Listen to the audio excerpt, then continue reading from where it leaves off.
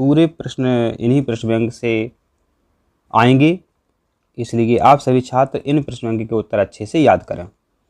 और हम आपको अब जितने भी वीडियो आएंगे आपकी प्रश्न बैंक का हल के, तो सिर्फ हम आपको बहुत कम समझाएंगे, मतलब आपको उत्तर याद कराने का प्रयास करेंगे पूरा।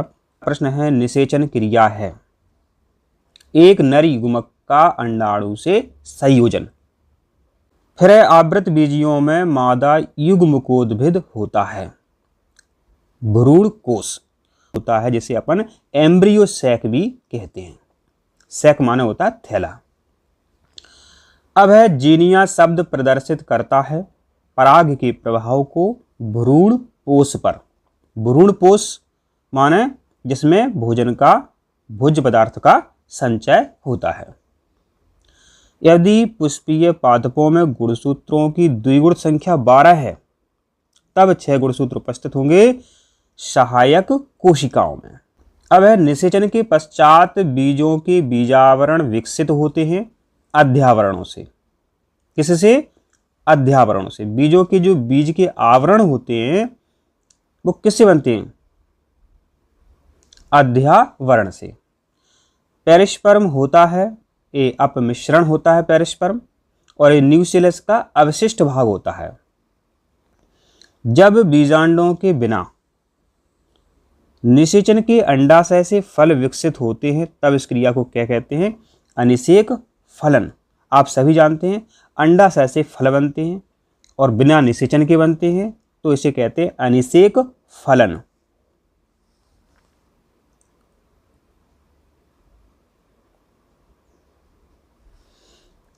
बिना युग्मक के संयोजन के बीजाणुद्भिद का परिवर्धन कहलाता है अपयुग्मता। पुष्पी पादपों में नर युग्मक पाए जाते हैं पराग कण में, निभाग पाया जाता है बीजांड में, सूरजमुखी में पाया जाता है स्वपरागण परपरागण, उपर्युक्त सभी। तो इसका सही उत्तर है उपर्युक्त सभी। दोहरा निषेचन प्रक्रिया त्रिगुण संयोजन की खोज की थी नवासचन ने, और इनका पूरा नाम है S.G. नवासचन। अब आपके रिक्त स्थान हैं, तो हम आपको अभी रिक्त स्थान बताते हैं, और बहुत सरल है, ऐसा नहीं है कि आपको समझ में ना आए, आपको बस वीडियो पूरा देखना है।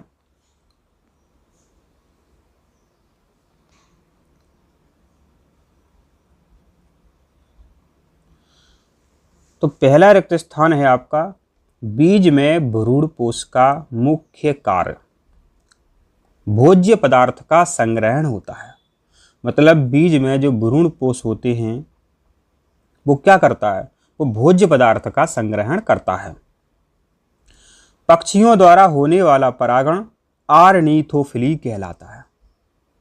यहां आपको रिक्त स्थान में क्या भरना है? आर्निथोफिली। सेब ... फल का उदाहरण। तो सेब कूट फल का उदाहरण, मतलब सेब जो है असत्य फल का उदाहरण है। ऊतक जिसके ऊपर बीजांड लगे होते हैं उसे जरायु कहते हैं। फिर सूरजमुखी में पुंकेसर पाए जाते हैं, तो इसमें सिनजेनेसियस प्रकार के पुंकेसर पाए जाते हैं। पौधों में ...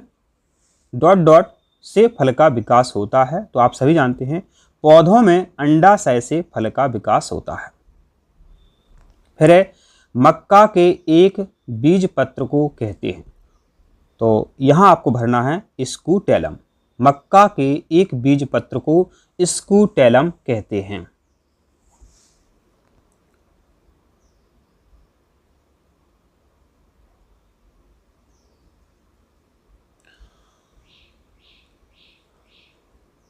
अब है ... में चतुर्दीर्घी पुंकेसर पाए जाते हैं, तो सरसों में चतुर्दीर्घी पुंकेसर पाए जाते हैं। फिर है भ्रूणपोषी बीजों में डॉट डॉट डॉट पतली भित्ति होती है, तो कोशाभित्ति पतली भित्ति होती है। फिर है बीजांड में डॉट डॉट डॉट से बीजांड ग्रंथ जुड़ा होता है, तो बीजांड में नाभिका से बीजांड ग्रंथ जुड़ा होता है। नाभिका मतलब हाइलम। आवृत बीजी पौधों में पुंकेसर नर है। कैसा ये जननांग है? तो ये नर जननांग है। ठीक है, आपको यहाँ क्या भरना है? जननांग। टाइफा में डॉट डॉट डॉट परागण पाया जाता है, तो टाइफा में संयुक्त परागण पाया जाता है। साल्विया में डॉट डॉट डॉट परागण होता है, तो साल्विया में कीट द्वारा परागण होता है। फिर है परागकण की बाह्यभित्ति डॉट डॉट डॉट कहलाती है, तो परागकण की बाह्यभित्ति बाह्यचोल कहलाती है। फिर है बीज रहित फल बनने की क्रिया को कहते हैं, बीज रहित फल बनने की क्रिया को कहते हैं अनिषेक जनन। ये इंपॉर्टेंट प्रश्न है जिन्हें आपको अच्छे से याद करना है। अब है एक शब्द में उत्तर दीजिए। तो देखो, पुष्प के 4 चक्रों के नाम लिखिए। तो बाह्यदल पुंज, मतलब बोल सकते हैं बाह्यदल, पुंकेसर, स्त्री केसर और दल। मतलब ऐसे लिखना है, बाह्यदल पुंज, दलपुंज, पुंकेसर, स्त्री केसर। ठीक है, ऐसे पौधे जो अपने जीवन में कई बार पुष्पन करते हैं, उनके लिए किस शब्द का उपयोग किया जाता है? तो बहुवर्षीय पौधे। तो एक शब्द में उत्तर देना, ध्यान रखें, बहुवर्षीय पौधे। बीज के बाहरी आवरण का नाम लिखिए। तो बीज के बाहरी आवरण का नाम है आपका बीज चोल। चमगादड़ के द्वारा परागित पुष्प का उदाहरण दीजिए। कदंब। जब बाह्य दलपुंज तथा दल में अंतर नहीं होता है, तो इसके लिए किस शब्द का उपयोग किया जाता है? तो दलाभ शब्द का उपयोग किया जाता है। चमगादड़ द्वारा संपन्न होने वाले परागण का नाम लिखिए। तो इस परागण का नाम है चीरेप्टोफिली। ये आपके सामने लिखा हुआ देख सकते हैं, चीरोप्टेरिफिली। फिर निषेचन के बिना फल बनने की क्रिया कहलाती है अनिषेक फलन। पुनः एक बार और ध्यान से सुनो आप, क्या लिखा हुआ है?